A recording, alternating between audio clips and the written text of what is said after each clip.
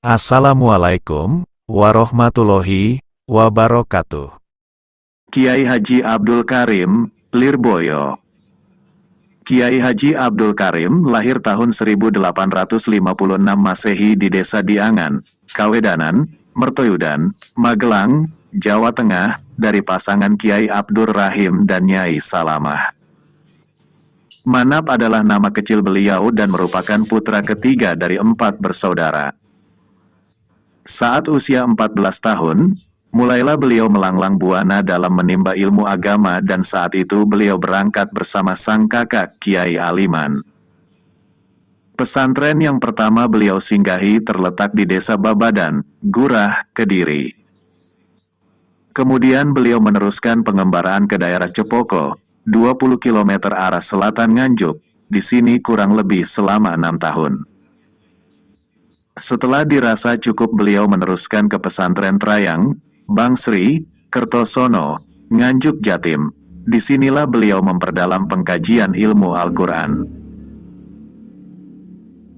Lalu beliau melanjutkan pengembaraan ke pesantren Sono, sebelah timur Sidoarjo, sebuah pesantren yang terkenal dengan ilmu sorofnya. 7 tahun lamanya beliau menuntut ilmu di pesantren ini. Selanjutnya beliau nyantri di Pondok Pesantren Kedungdoro, Sepanjang, Surabaya. Hingga akhirnya, beliau kemudian meneruskan pengembaraan ilmu di salah satu pesantren besar di Pulau Madura, asuhan ulama, Harismatik Syekhona Kholil Bangkalan. Cukup lama beliau menuntut ilmu di Madura, sekitar 23 tahun. Pada usia 40 tahun, Kiai Haji Abdul Karim meneruskan pencarian ilmu di Pondok Pesantren Tebuireng, Jombang, Jatim, yang diasuh oleh sahabat karibnya semasa di Bangkalan, Madura, Kiai Haji Hashim Asy'ari. Hingga pada akhirnya Kiai Haji Hashim Asy'ari menjodohkan Kiai Haji Abdul Karim dengan putri Kiai Soleh dari Banjarmelati Kediri, pada tahun 1328 Hijriah, 1908 Masehi. Kiai Abdul Karim menikah dengan Siti Khadijah binti Kiai Haji Soleh, yang kemudian dikenal dengan nama Nyai Delomroh. 2 tahun kemudian Kiai Haji Abdul Karim bersama istri tercinta hijrah ke tempat baru, di sebuah desa yang bernama Lirboyo, tahun 1910 Masehi. Disinilah titik awal tumbuhnya Pondok Pesantren Lirboyo. Kemudian pada tahun 1913 Masehi, Kiai Abdul Karim mendirikan sebuah masjid di tengah-tengah komplek pondok, sebagai sarana ibadah dan sarana ta'lim wa ta'alum bagi santri. Secara garis besar Kiai Abdul Karim adalah sosok yang sederhana dan bersahaja. Beliau gemar melakukan riyadoh, mengolah jiwa atau tirakat, sehingga seakan hari-hari beliau hanya berisi pengajian dan tirakat. Pada tahun 1950-an, tatkala Kiai Haji Abdul Karim menunaikan ibadah haji yang kedua kalinya, sebelumnya beliau melaksanakan ibadah haji pada tahun 1920-an, kondisi kesehatan beliau sudah tidak memungkinkan. Namun karena keteguhan hati akhirnya keluarga mengikhlaskan kepergiannya untuk menunaikan ibadah haji, dengan ditemani sahabat akrabnya Kiai Haji Hashim Asy'ari dan seorang dermawan asal Madiun Haji Khozin. Sosok Kiai Haji Abdul Karim adalah sosok yang sangat istiqomah dan berdisiplin dalam beribadah, bahkan dalam segala kondisi apapun dan keadaan bagaimanapun. Hal ini terbukti tatkala beliau menderita sakit, beliau masih saja istiqomah untuk memberikan pengajian dan memimpin sholat berjamaah, meski harus dipapah oleh para santri. Akhirnya, pada tahun 1954, tepatnya hari Senin tanggal 21 Ramadan 1374 Hijriah, Kiai Haji Abdul Karim berpulang ke Rahmatullah. Beliau dimakamkan di belakang Masjid Lirboyo. Al-Fatihah. Kisah selengkapnya bisa Anda lihat di buku 3 Tokoh Lirboyo. Kiai Haji Abdul Karim, sosoknya yang pendiam. Banyak saksi sejarah alumni-alumni sepuh yang pernah nyantri di Ponpes Lirboyo di era masa sugeng Kiai Haji Abdul Karim menuturkan kesan-kesannya tentang beliau. Menurut para alumni-alumni sepuh, memang Kiai Haji Abdul Karim adalah sosok yang sangat pendiam. Beliau jarang dawuh dan jarang sekali berkomentar apapun. Menegur santri pun tidak dilakukan secara langsung, sesuai cerita yang sering dituturkan oleh Kiai Haji M. Abdul Aziz Mansur. Beliau menegur seorang santri yang sering keluar malam cukup dengan menempelkan sebuah tulisan di bawah beduk. Beliau menulis, "Kulo mboten remen santri ingkang remen miyos." Kurang lebih bila diterjemahkan, saya tidak suka santri yang senang keluar malam. Dan terbukti cara tersebut efektif. Profesor Dr. Kiai Haji Rofi, seorang alumni sepuh yang menjadi guru besar di Universitas Islam Negeri Syarif Hidayatullah Jakarta, menuturkan bahwa sosok beliau, Kiai Haji Abdul Karim, memang sangat pendiam. Boleh dikata, hidup beliau itu hanya untuk zikrullah dan ngaji. Selama 24 jam hidup beliau itu kalau tidak ngaji ya hanya Allah.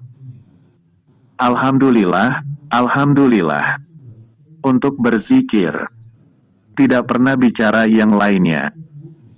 Hal tersebut juga dibuktikan dari pengalaman para tamu-tamu yang sowan hendak menemui beliau. Jadi misalnya sekarang ada tamu, lalu pingin ketemu. Setelah diterima ya Anda pernah diajak ngomong apa-apa. Beliau hanya Alhamdulillah. Alhamdulillah, Alhamdulillah, berzikir. Yang bertanya paling-paling justru santri yang mendampingi beliau pada saat menerima tamu. Keterangan yang senada juga diungkapkan oleh Kiai Haji Samail dari Tulungagung, seorang alumni sepuh yang sempat menangi Kiai Haji Abdul Karim selama 9 tahun. Sebagai catatan, Kiai Haji Samail mulai mondok di Ponpes Lirboyo sekitar tahun 1945 Masehi. Menurut beliau, Kiai Haji Abdul Karim ketika mengaji jarang memberikan keterangan. Hanya cukup dimaknai saja. Pernah beliau ketika sowan kepada Kiai Haji Abdul Karim waktu itu, setelah beliau matur, Kiai Haji Abdul Karim hanya menjawab seperlunya. "Kiai, saya baru pulang dari rumah." Kiai Haji Abdul Karim hanya menanggapi dengan enggeh lalu kembali diam, kenang beliau. Kisah Kiai Haji Abdul Karim ditempatkan di Desa Lirboyo. Cerita ini dituturkan oleh Kiai Haji M. Abdul Aziz Mansur dalam peringatan 1 abad Ponpes Lirboyo. 1 abad yang lalu, tanah Lirboyo masih merupakan tanah rimbun, bersemak dan belum berpenghuni. Disitulah Hadratul Mukarrom Kiai Haji Abdul Karim ditempatkan oleh mertuanya, Kiai Haji Soleh Banjar Melati, sebagai orang yang kelak akan mendidik dan mengajar sebuah pesantren besar dengan nama Pondok Pesantren Lirboyo. Berawal dari Tebu Ireng, ketika itu Kiai Manap, nama Kiai Haji Abdul Karim sebelum beliau berangkat haji, masih berada di pondoknya Hadratus Syekh Kiai Haji Hashim Asy'ari. Beliau ditawari oleh Kiai Haji Hashim Asy'ari ketika Kiai Haji Soleh Banjar Melati datang berkunjung ke Tebu Ireng untuk mencarikan jodoh putrinya. Kiai Manap dipanggil oleh Kiai Hashim, "Celukno Kiai Manap, panggilkan Kiai Manap." Beliau ditawari oleh Kiai Hashim, "Kiai Manap niki onten tiang golek mantu. Sampeyan ajenge kulo jodoke, Kiai Manap, ini ada orang cari menantu. Anda akan saya jodohkan." "Enggeh." Beliau hanya menjawab dengan sepatah kata saja yang membuktikan amat patuhnya beliau. Singkat cerita, setelah beliau Kiai Manap diambil menantu oleh Kiai Haji Soleh selama 1 tahun dan telah memiliki seorang putri, Nyai Hanah, ibunda dari Kiai Haji Ibrahim A-Hafiz. Ketika itu pula, beliau sudah memiliki 2 orang santri yang ikut mengaji di Banjar Melati. Kiai Haji Soleh berencana menempatkan Kiai Manap di tempat lain, persisnya di Lirboyo. Pada mulanya, Kiai Haji Abdul Karim hanya dibuatkan sebuah gubuk di Lirboyo. 4 pilarnya hanya diambilkan dari batang pohon lantoro. Dinding dan atapnya pun amat sederhana, hanya terbuat dari daun kelapa. Itu pun hanya sampai setengah badan. Kemudian setelah gubuk tersebut berdiri sekitar 1 minggu, tiba-tiba pada suatu pagi Kiai Haji Soleh dawuh kepada Kiai Manap, "Kiai Manap, monggo nderek kulo." "Kiai Manap, ayo ikut saya." Kiai Manap hanya menjawab dengan sepatah kata, "Enggeh, iya." Kiai Haji Soleh mengajak serta 2 santri Kiai Manap untuk turut serta menemani Kiai Manap untuk bermukim di Lirboyo. Kedua santri tersebut disuruh membawakan perbekalan Kiai Manap yang hanya berupa seekor ayam jago, tikar, dan beras 1 ceting. Hanya itu kira-kira yang turut dibawa. Menaiki sebuah dokar, perjalanan dari Banjarmelati menuju Lirboyo ditempuh. Sesampainya di Lirboyo, rombongan diajak masuk ke sebuah kebun.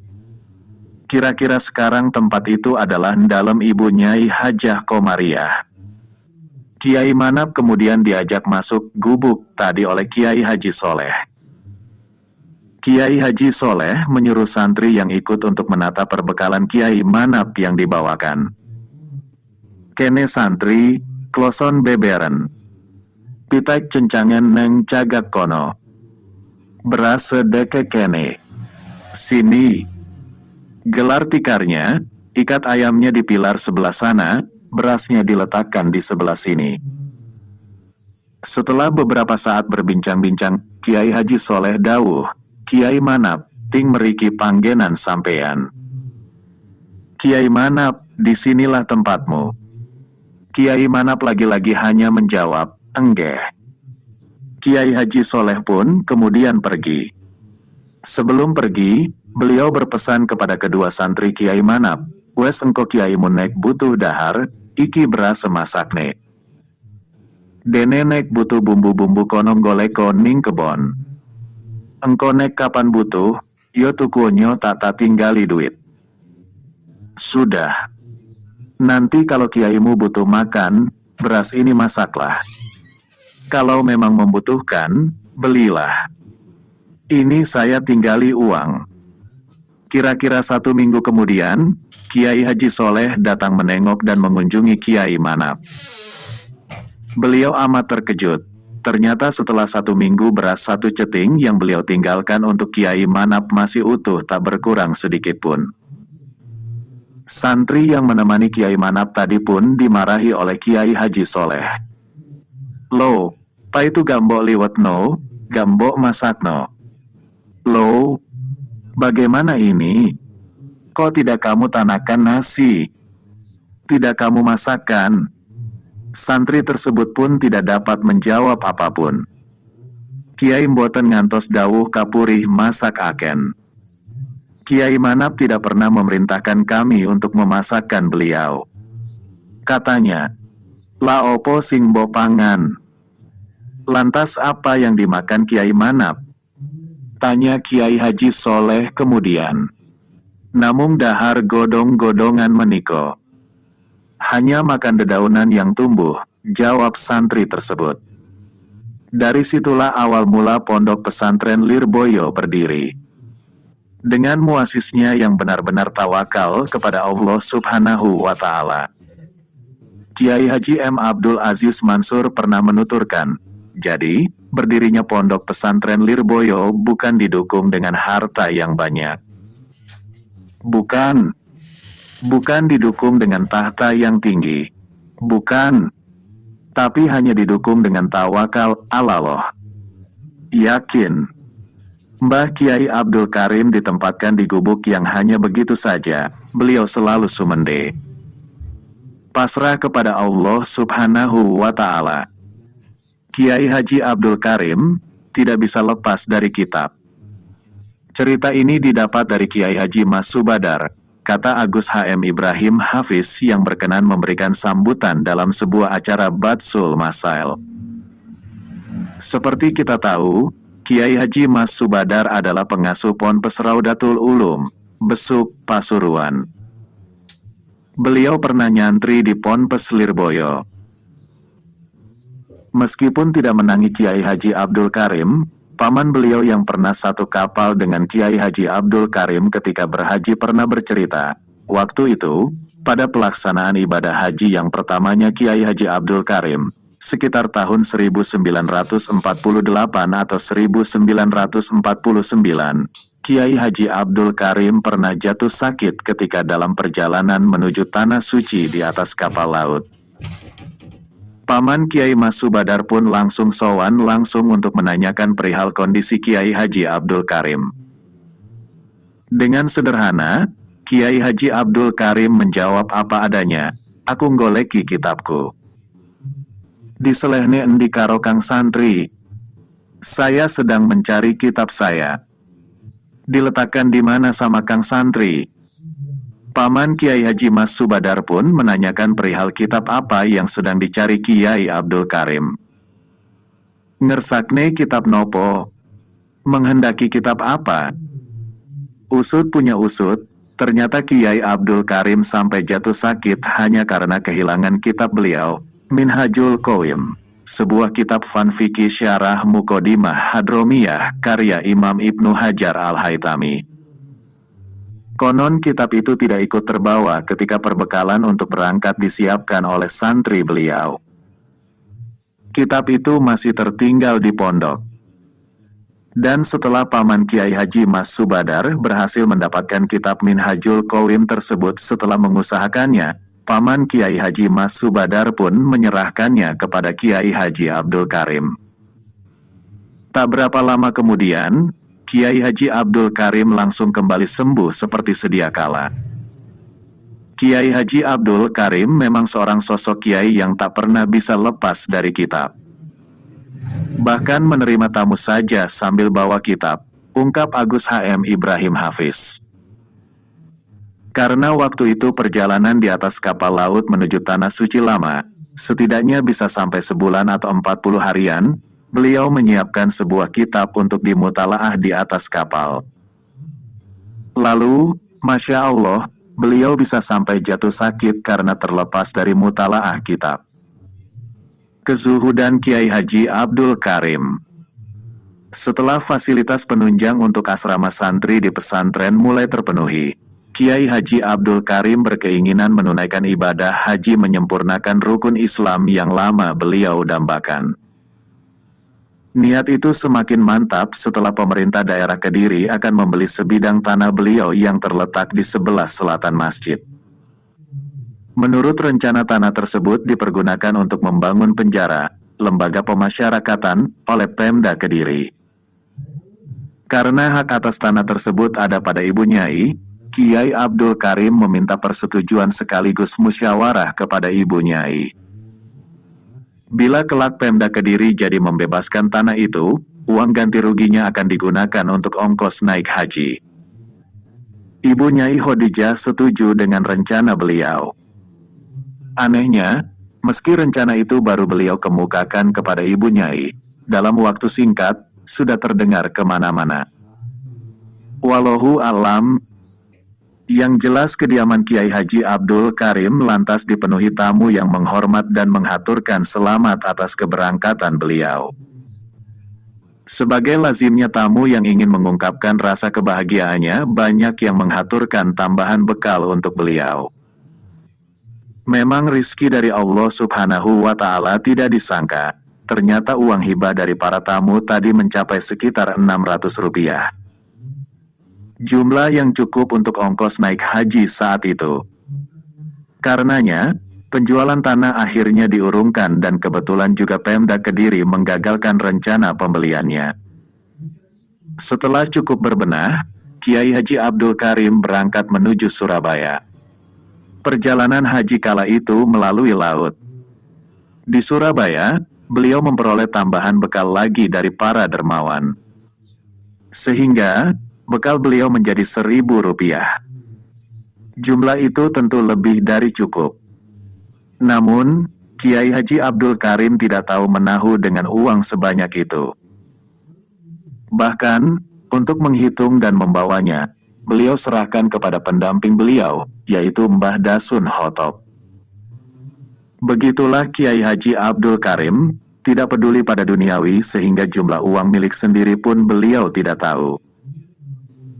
Kezuhudan Kiai Haji Abdul Karim membuat kagum Kiai Hashim Asy'ari ketika keduanya bertemu di Surabaya. Waktu itu, kebetulan sekali Kiai Hashim, sahabat sekaligus guru beliau, ternyata juga hendak menunaikan ibadah haji. Kiai Hashim merasa heran, Kiai Haji Abdul Karim, yang kemampuan duniawinya nampak biasa saja, mampu melaksanakan haji. Kiai Hashim lantas bertanya kepada beliau, apakah sudah siap segalanya? Ternyata memang sudah semuanya. Cuma yang bikin geleng-gelang kepala ketika ditanya berapa jumlah uangnya, Kiai Haji Abdul Karim hanya menjawab pendek, "Mboten ngertos." Artinya tidak tahu. Kontan Kiai Hashim meminta uang itu untuk dihitungnya. Ternyata, malah lebih dari cukup untuk menunaikan ibadah haji. Kemudian, Kiai Haji Abdul Karim dan Kiai Hashim bersama berangkat ke Tanah Suci. Mereka satu kapal.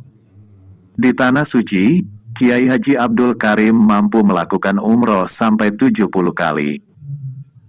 Itu pun beliau lakukan dengan berjalan kaki dari Tanim. Semoga kita bisa mengambil ibrah dari kisah ini. Wallahu alam bisawab. Sumber, Lirboyo. Net. Wassalamualaikum warahmatullahi wabarakatuh.